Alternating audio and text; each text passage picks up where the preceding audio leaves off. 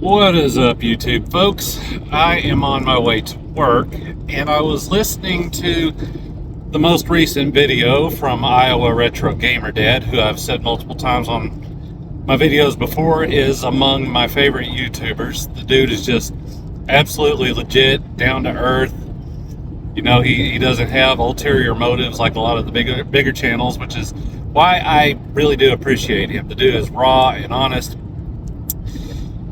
And he made this video expressing just appreciation, just with a spirit of gratitude. And I feel like that's so rare in the world that we live in that folks just aren't grateful for things anymore, especially the small things. And his video was detailing why he believes that the retro gaming community is just absolutely the best, and talk about some folks that he's friends with and that have reached out to him, sent him gifts, participated in gift exchanges that he's run. And he's absolutely right. I mean, if you've been on the internet at all, ever, for even 5 minutes, you know how toxic it can be. But I have found a lot of, I don't want to say refuge, but I found a lot of goodness in the retro gaming community. I've experienced this myself. The great thing is I can go into most any game shop, gaming convention, and you can just walk up to people and immediately start talking to them. And within minutes, you're basically friends. That's how just having that shared experience, that shared passion, that it just, I don't know, it brings people together. And I think when you bring people together, especially on channels like his, you eventually find that people have a tendency to start uplifting one another. And I think it's absolutely fantastic. And I think the reason for that is mainly, I think with gaming as a whole, if we're honest with ourselves, the reason we do it is to escape life. I think I'd say about 99% of the gaming community, whether it's retro or modern, they find solace. And I think they all have that shared experience of life just being hard.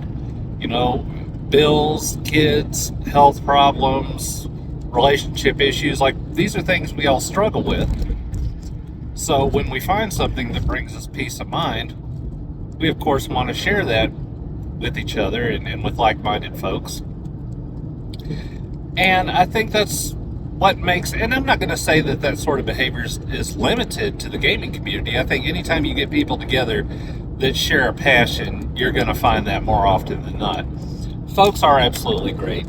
And I will say that, even though my channel is nowhere near the size of his, I think I just recently hit 65 subs.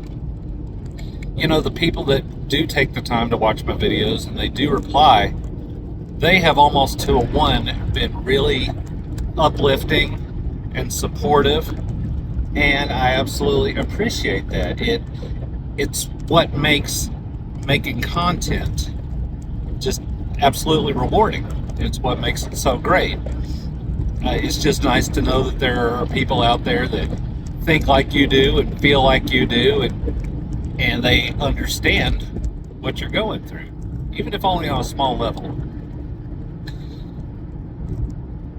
And another thing he was talking about was holding on to gaming boxes. I don't mean to just jump tracks like that so quick.